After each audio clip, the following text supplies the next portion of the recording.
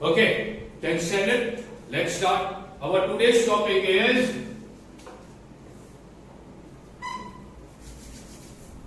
characteristic of group and period. Period और group के हम कैरेक्टरिस्टिक पढ़ने वाले। हमारे टेक्स्ट बुक में इसका क्या नाम दिया है? Periodic trend.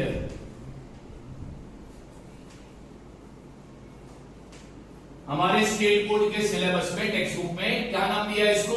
Periodic trend. जैसे कि कल मैंने तुमको बताया था कि हमारे सिलेबस में हमको 3 पीरियोडिक ट्रेंड पढ़ने हैं, valency, atomic size, metallic and non metallic character.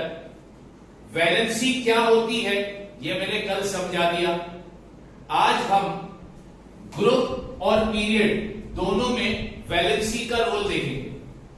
ठीक है, यानी हम सबसे पहला पीरियोडिक ट्रेंड पढ़ने जा रहे हैं, वैलेंसी।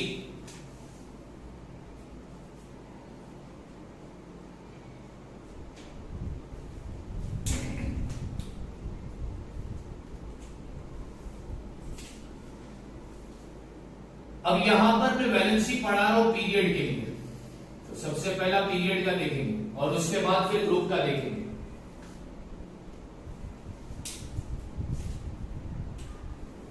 कंसीडर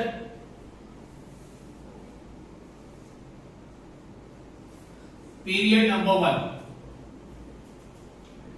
अब यहां पर मैं पीरियड नंबर 1 के एलिमेंट्स लिख रहा हूं। तो पीरियड नंबर 1 में जैसे कि हमको पता है 2 ही एलिमेंट है, पहला हाइड्रोजन फिर हीलियम। हाइड्रोजन का एटॉमिक वेट, एटॉमिक मास 1 या एटॉमिक नंबर, सॉरी, हाइड्रोजन का एटॉमिक नंबर 1 है और हीलियम का एटॉमिक नंबर 2 है। ठीक है, अब अपन लिखते हैं इनका इलेक्ट्रॉनिक कॉन्फ़िगरेशन।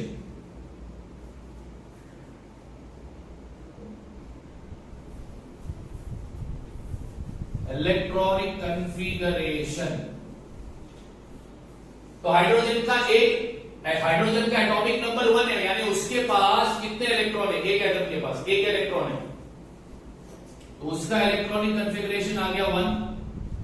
इसका इलेक्ट्रॉनिक कॉन्फ़िगरेशन क्या आएगा? 2।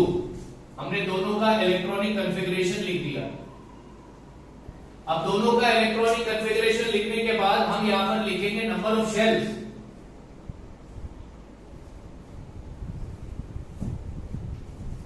तो नंबर ऑफ शेल देखोगे तो इसके बाद की एक ही शेल है, इसके बाद की एक शेल है। उसके बाद में लिखता हूं वैलेंस इलेक्ट्रॉन, यानी लास्ट की शेल पर आने वाले इलेक्ट्रॉन।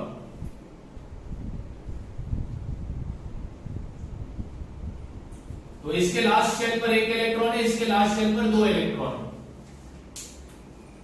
ठीक है, अब यहां पर अपन निकालेंगे सबसे आखिर में इन दोनों एलिमेंट की वैलेंसी। कल मैंने वैलेंसी का मतलब पूरा क्लियर बताया था। एलिमेंट अपने आप को स्टेबल करने के लिए या तो इलेक्ट्रॉन देगा या इलेक्ट्रॉन लेगा। तो इलेक्ट्रॉन देने की या लेने की कैपेसिटी को हम बोलते हैं वैलेंसी, या combining capacity of an element is known as valency.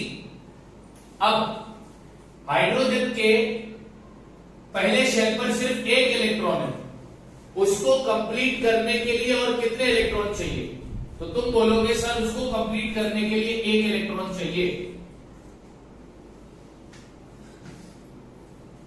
Helium के पहले शेल पर कितने इलेक्ट्रॉन है? 2। और पहले शेल पर इलेक्ट्रॉन रखने की कैपेसिटी भी कितनी है? 2। यानी हीलियम ना तो इलेक्ट्रॉन देगा ना तो इलेक्ट्रॉन लेगा। क्यों? क्योंकि वो स्टेबल है, तो उसकी वैलेंसी कितनी हो गई? 0। ये था तुम्हारा पीरियड नंबर 1। अब बात करते हैं पीरियड नंबर 2 की।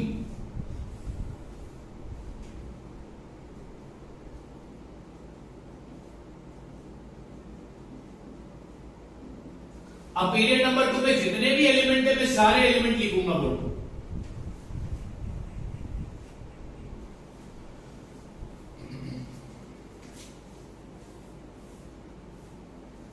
पहला है लिथियम, एटॉमिक नंबर 3, फिर है बेरिलियम, एटॉमिक नंबर 4, फिर है बोरॉन, एटॉमिक नंबर 5, फिर है carbon, atomic number 6,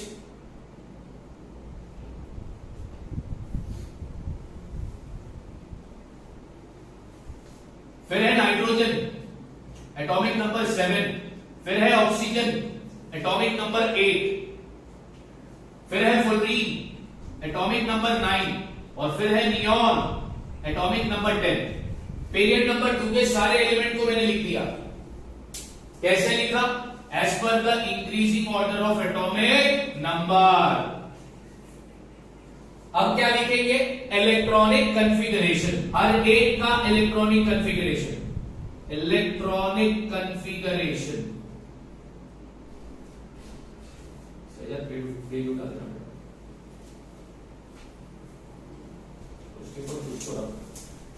okay, lithium का इलेक्ट्रॉनिक कन्फिगरेशन बनाते हैं। 3 इलेक्ट्रॉन है उसके एटम के पास, तो पहले शेल पे 2 आ गए, दूसरे शेल पर बचा 1 आ गया। बेरिलियम का पहले शेल पे 2 बचा कुचा इलेक्ट्रॉन दूसरे शेल पर। बोरॉन का पहले शेल पे 2, दूसरे शेल पर 3। कार्बन का पहले शेल पे 2, दूसरे शेल पर 4। नाइट्रोजन का पहले शेल पे 2, दूसरे शेल पर 5। ऑक्सीजन का पहले शेल पे 2, दूसरे शेल पे 6। फ्लोरीन का पहले शेल पे 2, दूसरे शेल पर 7। नियॉन का पहले शेल पे 2 और दूसरे शेल पर 8। हमने सबका इलेक्ट्रॉनिक कन्फिगरेशन लिख दिया। अब क्या लिखेंगे? Number of shell.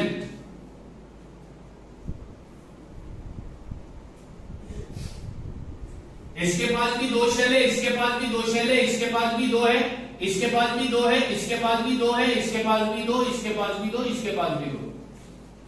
फिर क्या लिखूंगा मैं? बैलेंस इलेक्ट्रॉन, यानी लास्ट शेल पर आने वाले इलेक्ट्रॉन।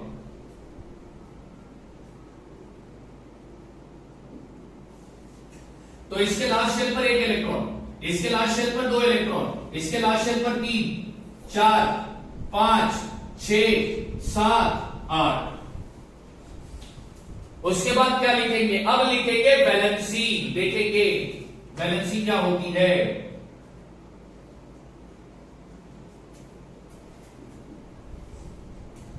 एक बात में वैलेंसी समझाने से पहले मैं एक बात तुमको क्लियर कर दूं। कोई भी एलिमेंट ना तो 4 से ज्यादा इलेक्ट्रॉन देगा, ना तो 4 से ज्यादा इलेक्ट्रॉन लेगा।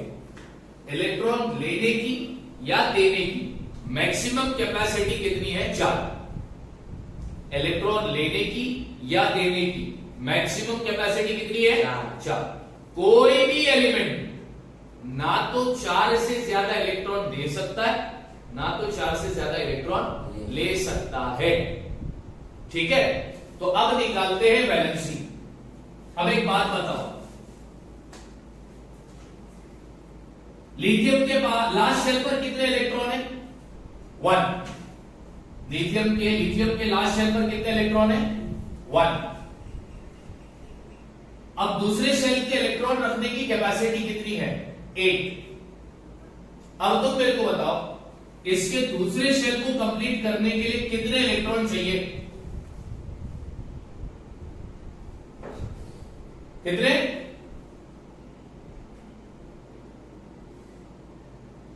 लिथियम के लास्ट शेल पर 1 इलेक्ट्रॉन है, जबकि लास्ट शेल पर इलेक्ट्रॉन रखने की कैपेसिटी कितनी है? 8। तो इसको कंप्लीट करने के लिए हमें कितने इलेक्ट्रॉन चाहिए? 7। अभी मैंने बोला ना, कोई भी एलिमेंट 7 से ज्यादा इलेक्ट्रॉन ना दे सकता है ना तो ले सकता है। तो अब ये कंप्लीट होगा कैसे? तो ये लिथियम का एटम क्या करेगा? 1 इलेक्ट्रॉन देगा। तो इसकी वैलेंसी कितनी हो गई? 1 प्लस। अब ये प्लस क्यों आया बाद में समझेंगे। इसने 1 इलेक्ट्रॉन दे दी। अब बात करते हैं बेरिलियम की।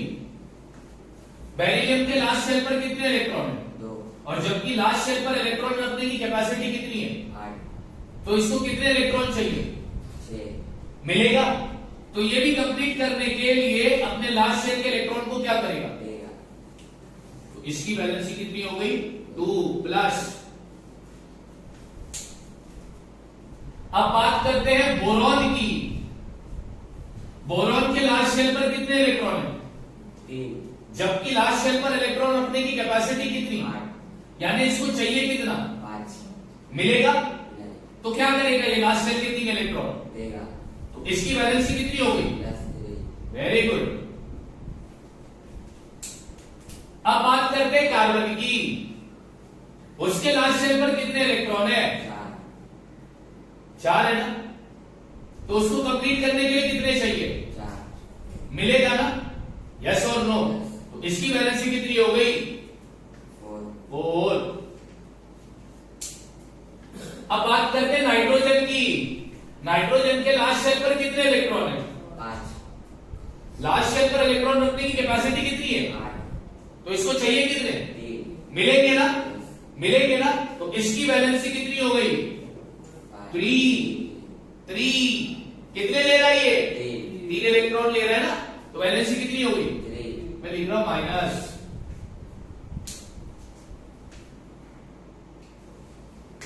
ऑक्सीजन के लास्ट शेल पर कितने इलेक्ट्रॉन है, 6, लास्ट शेल पर इलेक्ट्रॉन रखने की कैपेसिटी कितनी, 8, कितने इलेक्ट्रॉन चाहिए इसको 2, मिलेंगे ना, तो इसकी वैलेंसी कितनी हो गई 2, 2 माइनस। फुलरीन के लास्ट शेल पर कितने इलेक्ट्रॉन है, 7, लास्ट शेल पर इलेक्ट्रॉन रखने की कैपेसिटी कितनी, 8, यानी इसको कंप्लीट करने के लिए कितने इलेक्ट्रॉन चाहिए, मिलेगा ना, यस और नो। तो इसकी वैलेंसी क्या हो गई, -1, वेरी गुड। नियॉन के लास्ट शेल पर कितने इलेक्ट्रॉन है, 8, और जबकि लास्ट शेल पर इलेक्ट्रॉन रखने की कैपेसिटी भी कितनी है, 8, तो क्या नियॉन का लास्ट शेल कंप्लीट है, yes, तो क्या वो इलेक्ट्रॉन देगा, नहीं, क्या वो इलेक्ट्रॉन लेगा, उसको जरूरत नहीं। नहीं है। उसकी वैलेंसी कितनी हो गई 0, 0। ये हमने वैलेंसी निकाली कौन से पीरियड की, पीरियड नंबर 2। अब हम बात करते हैं पीरियड नंबर 3 की।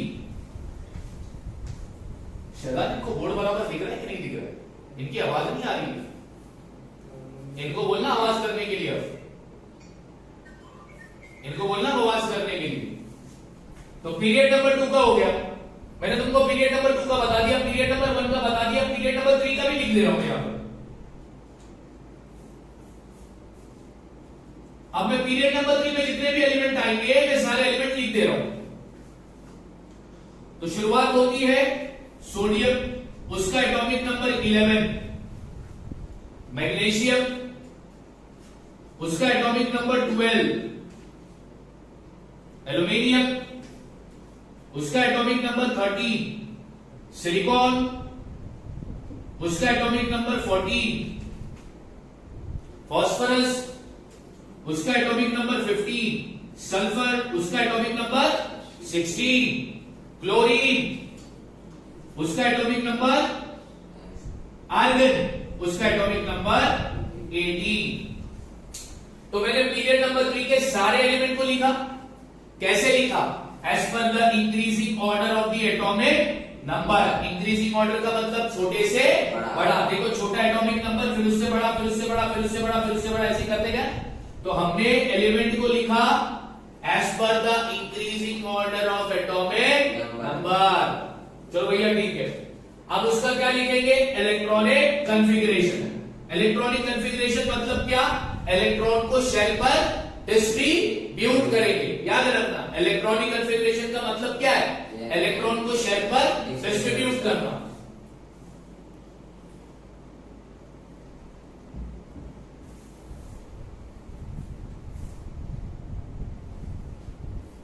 सेशन खत्म होने को कितना टाइम जाएगा, 10 मिनट है ना। ओके, पहले शेल पर इलेक्ट्रॉन रखने की कैपेसिटी कितनी है 2, दूसरे शेल पर 8 और 2 कितने हो गए 10। इसके पास इलेक्ट्रॉन कितने, तो बचे कितने, तीसरे शेल पे डाल दो।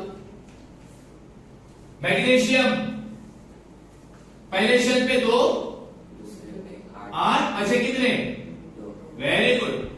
एल्यूमिनियम पहले पे, हाँ 8 बचे कितने, वेरी गुड। इधर silicon 2 8 8 4 4 phosphorus 2 2 8 8 5 very good sulphur 2 हाँ 8 हाँ 6 वेरी गुड क्लोरीन 2 हाँ 8 हाँ 7 वेरी गुड चलो आर्गन 2 8 9 8 ना 8 तो हर एलिमेंट का हमने इलेक्ट्रॉनिक कॉन्फ़िगरेशन लिख दिया।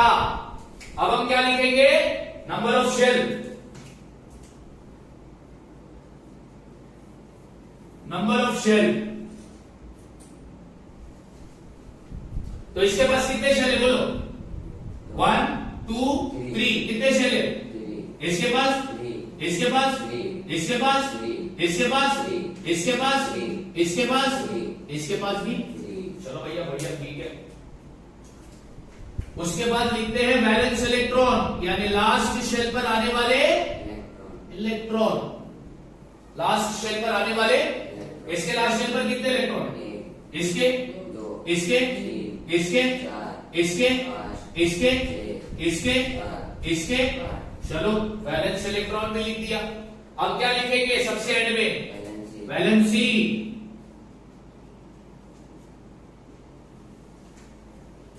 इलेक्ट्रॉन देने की या लेने की कैपेसिटी को क्या बोलते हैं? वैलेंसी। ठीक है।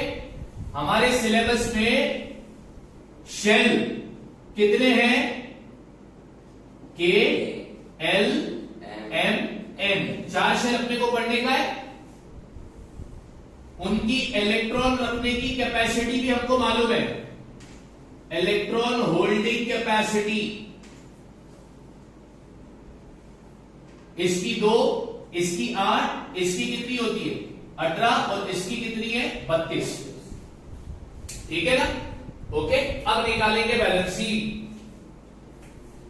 इसका लास्ट शेल है एम बरोबर। लास्ट शेल पर इलेक्ट्रॉन रखने की कैपेसिटी कितनी है? 18 जबकि इसके पास है कितने? 1 यानी कंप्लीट करने के लिए कितने चाहिए? 17 मिलेंगे क्या इसको? नहीं तो ये लास्ट शेल का एक इलेक्ट्रॉन क्या करेगा? देगा तो इसकी वैलेंसी कितनी होगी? +1 very good.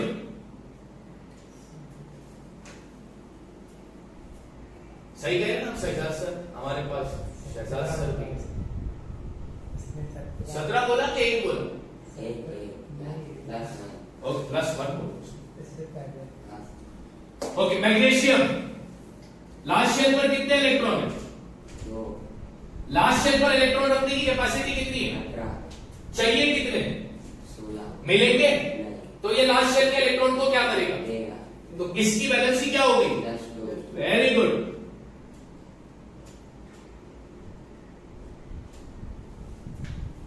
Aluminium last shell पर कितने इलेक्ट्रॉन है? 3 यानी उसको कंप्लीट करने के लिए 15 चाहिए जो कि उसको मिलेंगे। तो ये भी 3 इलेक्ट्रॉन क्या कर देगा? देगा तो इसकी वैलेंसी क्या होगी? +3 सिलिकॉन लास्ट शेल पर कितने इलेक्ट्रॉन? 4 यानी कंप्लीट करने के लिए कितने चाहिए? 14 4 14। अब देखो यहां पर मैं तुमको एक बात बता रहा हूं जो कि मैंने कल क्लियर बताई। बिल्कुल सही हो तुम लोग कि लास्ट शेल पर 4 इलेक्ट्रॉन है, कंप्लीट करने के लिए 14 इलेक्ट्रॉन और चाहिए। लेकिन मैंने तुमको क्या बोला? शेल को कंप्लीट करने के लिए कितने इलेक्ट्रॉन चाहिए? 8। कल मैंने बोला है। ये कौन बोल रहा है? Law of octet. Law of octet बोलता है एक शेल को कंप्लीट करने के लिए 8 इलेक्ट्रॉन चाहिए। अब तुम्हारे माइंड में क्वेश्चन आएगा, सर फिर पहले शेल पर क्यों नहीं 8 चाहिए? तो भैया पहले शेल की इलेक्ट्रॉन रखने की कैपेसिटी है कितनी? 2 तो वो 6 कहां पर बिठाएगा? अपने सर पर नहीं बिठा सकता ना। पहले शेल पर इलेक्ट्रॉन रखने की कैपेसिटी है कितनी? 2 अगर पहले शेल पर 2 इलेक्ट्रॉन है मतलब वो कंप्लीट ही है। अगर 1 है तो वो कंप्लीट नहीं। पहले शेल को छोड़ दो, उसके बाद जितने भी शेल आ रहे वो शेल को अगर तुम्हें कंप्लीट करना है तो लॉ ऑफ ऑक्टेट के मुताबिक उस पर कितने इलेक्ट्रॉन चाहिए? 8। कितने इलेक्ट्रॉन चाहिए? 8। तो अब यहां पर देखो लास्ट शेल पर कितने इलेक्ट्रॉन है? 4। कंप्लीट करने के लिए कितने और चाहिए? 4। कितने और चाहिए? 4 तो वो तो मिलेंगे ना इसको। तो इसकी वैलेंसी हो गई 4 माइनस ठीक है। अब फास्फोरस लास्ट शेल पर कितने इलेक्ट्रॉन है? 5। कंप्लीट होने के लिए कितने चाहिए? 3। मिलेंगे ना उसको, तो इसका क्या हो जाएगा? Very good. क्लोरीन के लास्ट शेल पर कितने इलेक्ट्रॉन? 1 2 3 4 5। क्लोरीन के लास्ट शेल पर एक कम हो रहा है। 1 2 3 4 5 6 7 8 1 2 3 4 5। यानी ये सोडियम का हो गया, ये मैंने लाइट नहीं मारा ना तो दिक्कत हो गई। ये सोडियम का हो गया, ये मैग्नीशियम का हो गया, ये एल्यूमिनियम का हो गया, ये सिलिकॉन का हो गया, ये फास्फोरस का हो गया। अब अपन क्या देखने जा रहे हैं? सल्फर का ना। ओके, सल्फर के लास्ट शेल पर कितने इलेक्ट्रॉन है? कंप्लीट करने के लिए कितने चाहिए? 2। मिलेंगे ना उसको, तो इसकी वैलेंसी क्या हो जाएगी? अब सल्फर के बाद किसकी बारी आती है? क्लोरीन की। क्लोरीन के लास्ट शेल पर कितने इलेक्ट्रॉन है? 7। कंप्लीट करने के लिए कितने चाहिए? मिलेंगे ना उसको, तो इसकी वैलेंसी क्या हो जाएगी? -1। अब बात करते हैं किसकी? आर्गन की। किसकी बात करते हैं? आर्गन की। तो आर्गन के लास्ट शेल पर कितने इलेक्ट्रॉन? 8। यानी उसका लास्ट शेल। तो क्या वो उसको जरूरत है इलेक्ट्रॉन की? क्या वो इलेक्ट्रॉन देगा? क्या वो इलेक्ट्रॉन लेगा? नहीं भाई, वो तो स्टेबल है। वो कैसा एलिमेंट है? स्टेबल है। यस और नो? तो इसकी वैलेंसी क्या होगी? अब मेरी बात जरा ध्यान से सुनो। पीरियड नंबर 2 और पीरियड नंबर 3 को ध्यान से देखो। पीरियड नंबर 2 में जब तुम लेफ्ट से राइट की ओर जा रहे हो, पीरियड नंबर 2 में जब तुम लेफ्ट से राइट की ओर जाओगे तो तुम क्या नोटिस करोगे?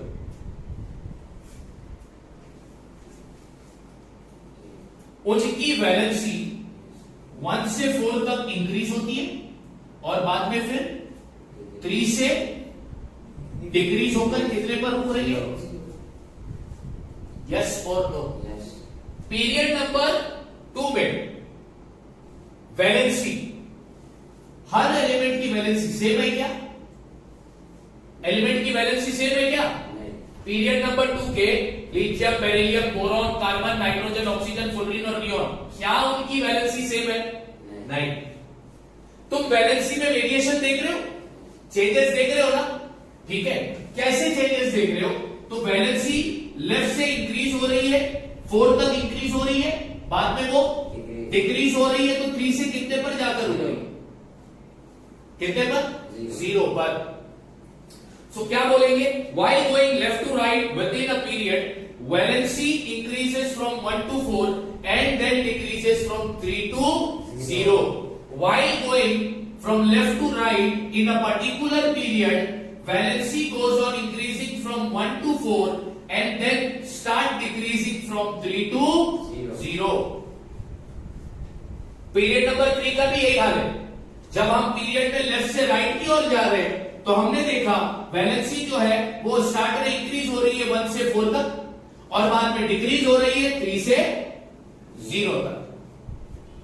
बात समझ में आ गई? यस और नो? अब तो बोलोगे सर यहां पर तुमने प्लस और माइनस की साइन क्यों डाली?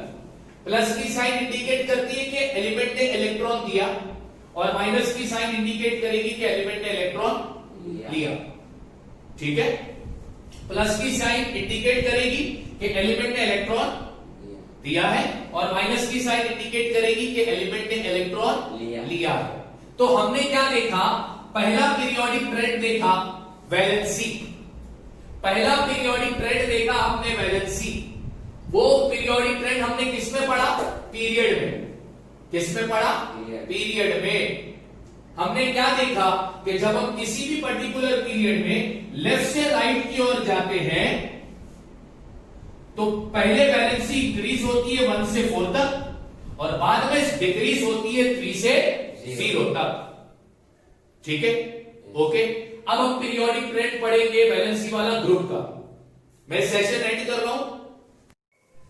ओके, तो हमने देखा variation of valency. In a period while going from left to right, क्या वेरिएशन हमने देखा, while going from left to right in a particular period valency increases from 1 to 4 and then decreases from 3 to 0। ये variation हमने देखा valency में particular period में। कौन कौन से पीरियड में हमने देखा, पीरियड नंबर 2 और पीरियड नंबर 3 में देखा। इसके बाद मैंने और बता दिया है कि प्लस मतलब इलेक्ट्रॉन क्या किया उसने दिया, और माइनस मतलब इलेक्ट्रॉन लिया। ठीक है, तो हमने वेरिएशन देखा वैलेंसी का पीरियड में। अब हम पढ़ेंगे वेरिएशन का, वैलेंसी का ही वेरिएशन पढ़ेंगे ग्रुप में। तो मैं ये मिटा देता हूं।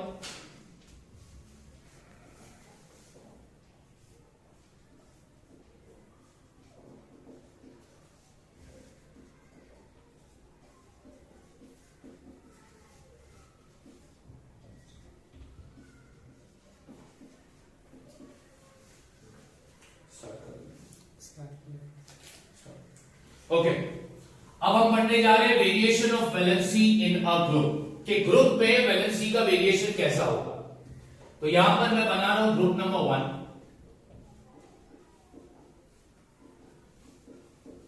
ग्रुप नंबर 1 के मैं कुछ एलिमेंट्स लिखूंगा। ग्रुप नंबर 1 में आता है hydrogen, atomic mass, atomic number 1, lithium, atomic number 3, फिर आता है सोडियम, एटॉमिक नंबर 11, और फिर आता है पोटेशियम, एटॉमिक नंबर 19। तो ये ग्रुप 1 का लिखा है। अब ग्रुप 1 के एलिमेंट के नाम लिखने के बाद मैं उनका लिखूंगा electronic configuration.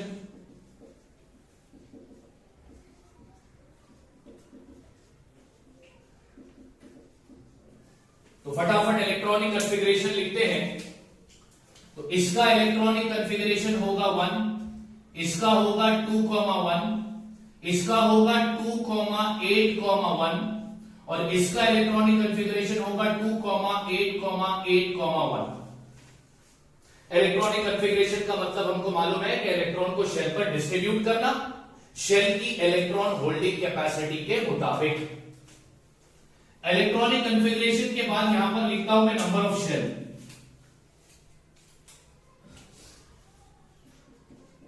Number of shell, अब नंबर ऑफ शेल भी तुम देखोगे तो इसके पास नंबर ऑफ शेल 1 है, इसके पास 2 शेल है, इसके पास 3 शेल है, और इसके पास 4 शेल है। नंबर ऑफ शेल के बाद मैं लिखूंगा वैलेंस इलेक्ट्रॉन।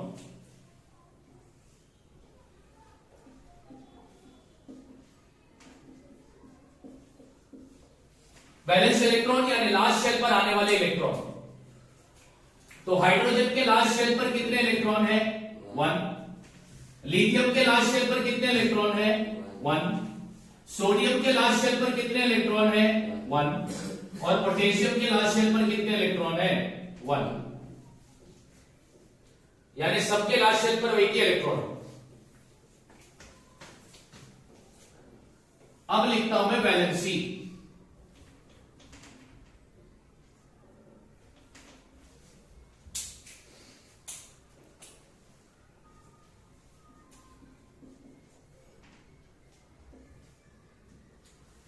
अब वैलेंसी निकालेंगे सब। वैलेंसी का मतलब होता है इलेक्ट्रॉन देने की या लेने की कैपेसिटी। एलिमेंट के इलेक्ट्रॉन देने की या लेने की कैपेसिटी को वैलेंसी कहते हैं। तो इन सब का वैलेंस इलेक्ट्रॉन एक ही है, यानी इन सब को कंप्लीट करने के लिए अगर तुम देखो तो 7-7 इलेक्ट्रॉन चाहिए, जो कि पॉसिबल नहीं। सिर्फ हाइड्रोजन को छोड़ दो, हाइड्रोजन के पास तो एक ही शेल है ना, और पहले शेल पर इलेक्ट्रॉन रखने की कैपेसिटी कितनी है 2, तो इसको कंप्लीट करने के लिए कितने चाहिए 1 इलेक्ट्रॉन। तो इसकी वैलेंसी कितनी हो गई 1। लिथियम के लास्ट शेल पर 1 इलेक्ट्रॉन, जबकि लास्ट शेल को कंप्लीट करने के लिए लॉ ऑफ ऑक्टेट बोलता है कितने इलेक्ट्रॉन चाहिए 8, तो इसको चाहिए कितने 7, मिलना मुश्किल है, तो ये 1 इलेक्ट्रॉन देगा।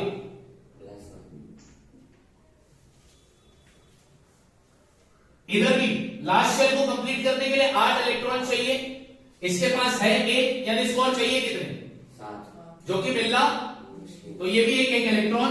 देगा। पोटेशियम का भी देख लो, लास्ट शेल पर एक ही इलेक्ट्रॉन। भैया लास्ट शेल को कंप्लीट करने के लिए 8 इलेक्ट्रॉन चाहिए, लेकिन है इसके पास एक और चाहिए, कितने? 7, जो कि मिलना मुश्किल है। तो ये भी अपने आप को कंप्लीट करने के लिए इलेक्ट्रॉन देगा। इसकी वैलेंसी कितनी हो गई? 10। अब ग्रुप में तुम क्या देख रहे हो, क्या नोटिस किया तुमने ग्रुप में? ग्रुप में तुमने क्या नोटिस किया? वैलेंस इलेक्ट्रॉन सेम है। जब तुम ग्रुप में गए, अब हम ग्रुप नंबर 1 की बात कर रहे हैं, तो ग्रुप नंबर 1 में जब तुम टॉप टू बॉटम देख रहे हो, टॉप टू बॉटम, तो तुम देख रहे हो उनके वैलेंस इलेक्ट्रॉन सेम है। वैलेंस इलेक्ट्रॉन सेम होने की वजह से उनकी वैलेंसी भी सेम है। यानी पर्टिकुलर ग्रुप में जितने भी एलिमेंट होंगे उनकी वैलेंसी कैसी होगी? सेम होगी। वैलेंसी सेम क्यों होगी? क्योंकि उनके वैलेंस इलेक्ट्रॉन कैसे हैं? सेम है। तो इसका कंक्लूजन लिखेंगे, while going top to bottom,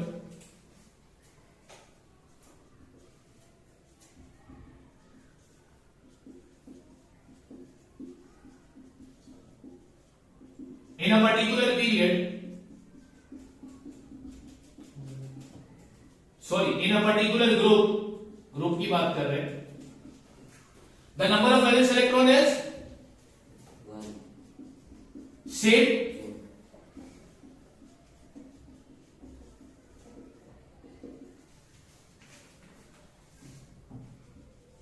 therefore its valency is same. तो variation of valency in group में वैलेंसी का वेरिएशन तुमने क्या पढ़ा कि ग्रुप में वैलेंस इलेक्ट्रॉन सेम होते हैं, इसी वजह से ग्रुप में आने वाले जितने भी एलिमेंट हैं उनकी वैलेंसी भी सेम होती है। बात समझ में आ गई? अच्छा, ग्रुप में और क्या देखोगे तुम? ग्रुप में जब टॉप टू बॉटम जाओगे तो नंबर ऑफ शेल इंक्रीज होता हुआ नजर आ रहा है। जब ग्रुप में तुम टॉप टू बॉटम जा रहे हो तो वैलेंस इलेक्ट्रॉन सेम नजर आ रहा है। वैलेंस इलेक्ट्रॉन डिसाइड करता है एलिमेंट कौन से ग्रुप में होगा। अब हाइड्रोजन का वैलेंस इलेक्ट्रॉन क्या है? तो हाइड्रोजन के कौन से ग्रुप में हमने पाया? ग्रुप नंबर 1 में। लिथियम का वैलेंस इलेक्ट्रॉन क्या है? तो लिथियम को हमने कौन से ग्रुप में पाया? Group number. यानी वैलेंस इलेक्ट्रॉन डिसाइड करता है कि एलिमेंट कौन से ग्रुप में आएगा। उसके बाद और एक क्या चीज नोटिस की कि ग्रुप में एलिमेंट के जो एटॉमिक नंबर है वो कंसेक्यूटिव नहीं है, वो कंसेक्यूटिव नहीं है, वो कंसेक्यूटिव नहीं है। ठीक है, तो यहां पर हमने पढ़ा variation of valency in group number 1। ठीक उसी तरह अब मैं variation of valency group number 8 का बता रहा हूं। तो मैं जरा ग्रुप नंबर 8 यहां पे लिख रहा हूं। सॉरी, ग्रुप नंबर 8 नहीं, ग्रुप नंबर 18। अब ग्रुप नंबर 18 के एलिमेंट्स को मैं यहां पे लिखने जा रहा हूं। तो कुछ एलिमेंट में ले रहा हूं, जैसे कि हीलियम, उसके एटॉमिक नंबर है 2। फिर आता है नियॉन, उसका एटॉमिक नंबर है 10। फिर आता है आर्गन, उसका एटॉमिक नंबर है 18। अब मैं क्या लिखूंगा? अब मैं लिखूंगा उनके इलेक्ट्रॉनिक कॉन्फ़िगरेशन। इलेक्ट्रॉनिक कॉन्फ़िगरेशन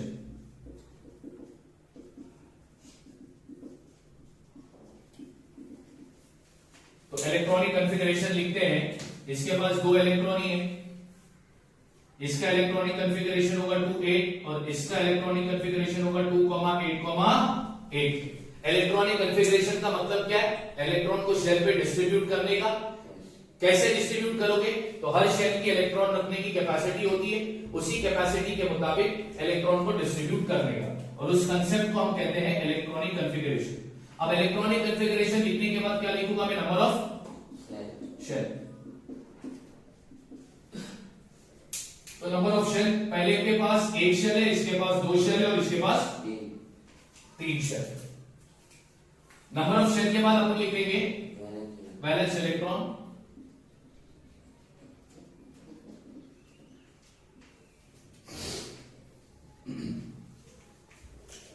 इसके पहले शेल पर कितने इलेक्ट्रॉन है? 2। इसके 8 और इसके 8। वैलेंस इलेक्ट्रॉन मतलब लास्ट शेल पर आने वाले इलेक्ट्रॉन। उसके बाद अपन क्या लिखेंगे? वैलेंसी।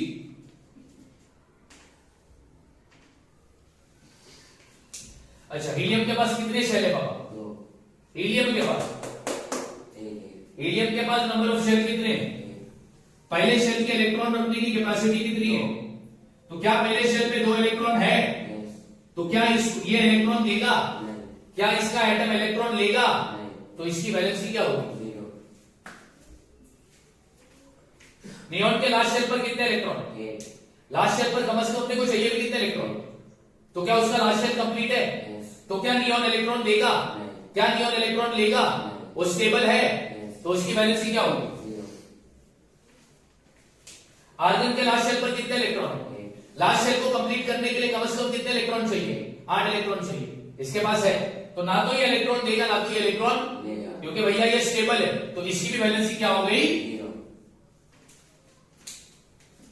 अब बताओ, ग्रुप नंबर 18 में जब तुम टॉप टू बॉटम गए, नंबर ऑफ शेल इंक्रीज हो रहे एक एक यूनिट से, वैलेंस इलेक्ट्रॉन सिर्फ इसको छोड़ दो, हीलियम को छोड़ दो, हीलियम के अलावा बाकी जितने भी एलिमेंट होंगे उन सबके वैलेंस इलेक्ट्रॉन सेम होंगे। कितने होंगे? 8। उनकी वैलेंसी भी सेम है, हाँ या ना? अब इनकी वैलेंसी क्या है? 0 इनकी वैलेंसी क्या है? 0 तो ग्रुप नंबर 18 के एलिमेंट को हम बोलते हैं जीरो ग्रुप एलिमेंट। क्या बोलते हैं इनको? 0 जीरो ग्रुप एलिमेंट। क्यों बोलते हैं इनको जीरो ग्रुप एलिमेंट? क्योंकि इनकी वैलेंसी कितनी है? 0 ये एलिमेंट ऑलरेडी कैसे होते हैं? स्टेबल होते हैं। ये एलिमेंट ऑलरेडी कैसे होते हैं? स्टेबल होते हैं, इसलिए इनको बोलते हैं zero group element.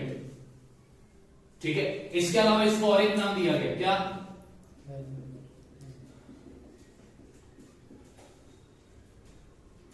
Inert gas element. क्या नाम दिया? Inert gas element. क्या नाम दिया? तो इनर्ट गैस एलिमेंट क्यों बोलते हैं? क्योंकि इनकी वैलेंसी क्या है पापा? 0 है। ये वो एलिमेंट है जो नेचुरली स्टेबल है, ना तो ये इलेक्ट्रॉन देंगे ना तो ये इलेक्ट्रॉन, ये किसी की पंचायत में रहते नहीं, ये किसी की पंचायत में रहते नहीं, इनको पंचायत ही नहीं किसी से, ना इनको गरज है किसी चीज की। ये अमीर लोग हैं। ग्रुप नंबर के 18 के जो एलिमेंट है ना, वो अमीर एलिमेंट में आते हैं और बाकी सारे गरीब एलिमेंट है। ग्रुप नंबर 18 के एलिमेंट कैसे? अमीर एलिमेंट के भीख नहीं मांगते इलेक्ट्रॉन का किसी के पास कि भाई दो दो दो दो इलेक्ट्रॉन तो नहीं, ये बोलते नहीं भाई हमारे पास है, अल्लाह का शुक्र हमारे पास है, हम अमीर है, हमको हम ना तो देंगे ना तो लेंगे। ये तो अमीर भी है और कंजूस भी है। अमीर भी और तो कौन से ग्रुप के एलिमेंट जो है वो कंजूस होते हैं? 18वें ग्रुप के एलिमेंट कंजूस होते हैं, अमीर भी होते हैं और साथ साथ कंजूस भी होते हैं। क्यों वो कंजूस होते हैं? क्योंकि वो ना तो इलेक्ट्रॉन देते ना तो इलेक्ट्रॉन, अगर वो इलेक्ट्रॉन देंगे नहीं, अगर वो इलेक्ट्रॉन लेंगे नहीं, तो ग्रुप नंबर 18 के एलिमेंट के आयंस भी तुमको नहीं मिलेंगे, इनके आयन भी फॉर्म नहीं होंगे। आयन कब फॉर्म होगा? इलेक्ट्रॉन देने पर या इलेक्ट्रॉन लेने पर आयंस बनते हैं। ठीक है, जब ग्रुप नंबर 18 के एलिमेंट्स ना इलेक्ट्रॉन देंगे ना इलेक्ट्रॉन लेंगे, तो ये आयन की फॉर्म नहीं करेंगे। तो हमने आज पढ़ा variation of valency in a period and in a group. Period में वैलेंसी के वेरिएशन को हमने पढ़ लिया और ग्रुप में वैलेंसी के वेरिएशन को हमने पढ़ लिया। अब मैं पढ़ाऊंगा तुमको एटॉमिक साइज। ठीक है, ओके। नेक्स्ट पीरियोडिक ट्रेंड है एटॉमिक साइज। दूसरा पीरियोडिक ट्रेंड हम पढ़ेंगे एटॉमिक। पहला पीरियोडिक ट्रेंड हमने पढ़ लिया वैलेंसी, दूसरा पीरियोडिक ट्रेंड पढ़ने जा रहे हैं एटॉमिक साइज। तो एटॉमिक साइज का मतलब होता है एटम की साइज। एटॉमिक साइज का मतलब क्या?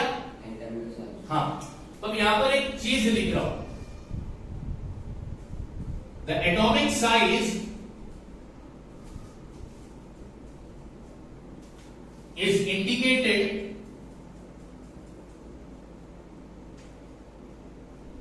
by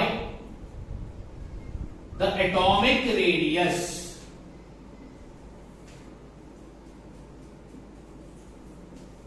क्या लिखा है मैंने? Atomic size is indicated by atomic radius. या फिर इसका दूसरा यानी सिंपल भाषा में इसको अगर मैं बताऊं, लिखूं तो लिखता हूं size of an atom is indicated by atomic radius। जिसको अंग्रेजी समझ में आती है वो समझ जाएगा कि ये क्या लिखा है सर में, और जिसको नहीं समझ में आती तो वो मैं समझाऊंगा कि इसका मतलब क्या है। एटम की साइज किस पे डिपेंड होती है? एटॉमिक रेडियस पर। किसी भी एटम की साइज डिपेंड होती है उसके एटॉमिक रेडियस पर। अब तो बोलोगे एटॉमिक रेडियस का मतलब क्या है सर, तो वो भी लिखा देता हूं। Atomic radius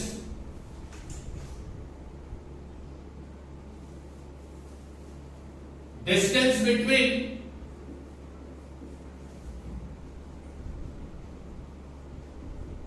nucleus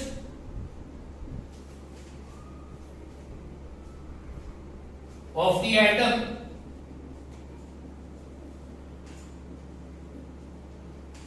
and its outermost shell is known as atomic radius। क्या लिखा है definition?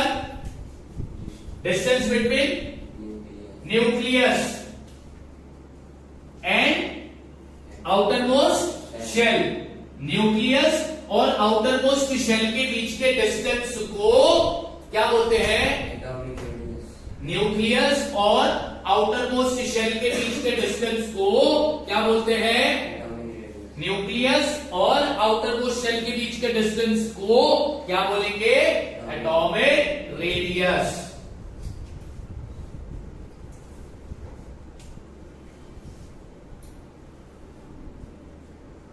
Atomic radius is expressed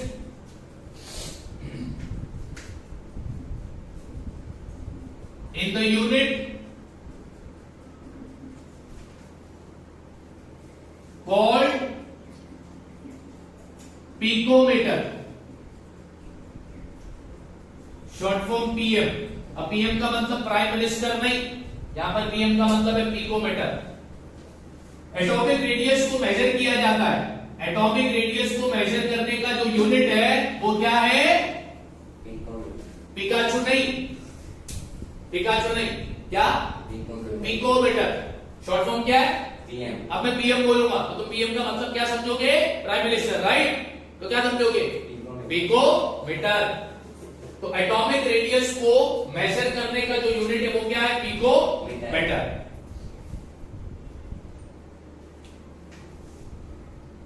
याद रखना 1 picometre is equal to 10⁻⁻12 metre. ये चीज याद रखना। 1 picometre is equal to 10⁻12 metre. ये ऑब्जेक्टिव में पूछ सकता है। तो भैया किसी भी एटम का साइज डिपेंड करता है उसके एटॉमिक रेडियस। और एटॉमिक रेडियस कैसे पता चलेगा? न्यूक्लियस और outermost shell. Outermost shell मतलब लास्ट शेल। न्यूक्लियस और लास्ट शेल के बीच का जो डिस्टेंस होगा ना उसको कहते हैं एटॉमिक रेडियस। एटॉमिक रेडियस को मेजर करने का यूनिट है picometre. 1 picometre is equal to 10⁻⁻12 metre. ठीक है। तो दूसरा पीरियोडिक ट्रेंड जो हमने शुरू किया वो है एटॉमिक साइज। अब हम कल क्या पढ़ेंगे? Variation of atomic size in a particular period and in a particular group। के पीरियड में एटॉमिक साइज का वेरिएशन कैसा होगा, ग्रुप में एटॉमिक साइज का वेरिएशन कैसा होगा, ये अब हम पढ़ेंगे हमारे लास्ट लेक्चर में। सॉरी लास्ट बोलता हूं, नेक्स्ट लेक्चर में। ठीक है, ओके।